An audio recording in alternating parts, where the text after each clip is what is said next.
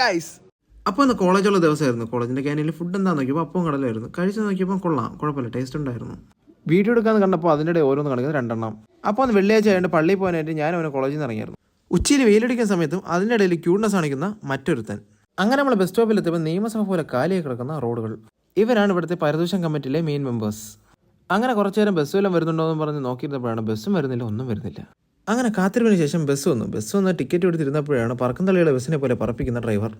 ലൈനില്ലെങ്കിലും ഇല്ലാത്ത ലൈനിലെ പാട്ടും കേട്ട് ആലോചിച്ചുകൊണ്ടിരിക്കുന്ന ഒരുത്തൻ. അങ്ങനെ പള്ളിക്കടുത്തുള്ളൊരു കടയിൽ നിന്ന് പപ്സ് ആൻഡ് ഡ്രിങ്ക്സ് കഴിക്കാനായിട്ട് കയറി. അപ്പോൾ പള്ളിയെ കഴിഞ്ഞ് നേരെ ബസ് സ്റ്റോപ്പിലോട്ട് പോയിട്ട് ബസ് കയറാനായിട്ട് പോവുകയാണ്.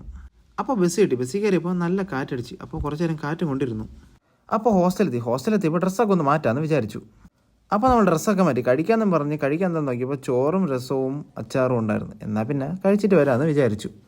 അപ്പോൾ കൂടുള്ള 2 പേരുന്ന് വീട്ടിലോട്ട് വന്നു. എന്നാൽ പിന്നെ അവന്മാരെ റോഡിലോട്ട് കൊണ്ടാക്കാമെന്ന് വിചാരിച്ചു. അങ്ങനെ അവന്മാരുടെ റോഡിൽ നിന്നാണ് കോളേജിൽ നിന്ന് ക്ലാസ് കഴിഞ്ഞ് കൂട്ടുകാരന്മാരെല്ലാം കൂടെ വന്നത്. ഹോസ്റ്റലിൽ നിന്ന് നിധി ഉണ്ടെന്ന് പറഞ്ഞാൽ അതിൻ്റെ പിറകെ ഓടുന്ന ഒരുത്തായി. അങ്ങനെ കോളേജ് ബസ് വന്നപ്പോൾ അവന്മാർ നേരെ കോളേജ് ബസ്സിൽ കയറി പോയി. അപ്പോൾ ഇന്നത്തെ കഴിഞ്ഞു, ബാക്കി നാളെ.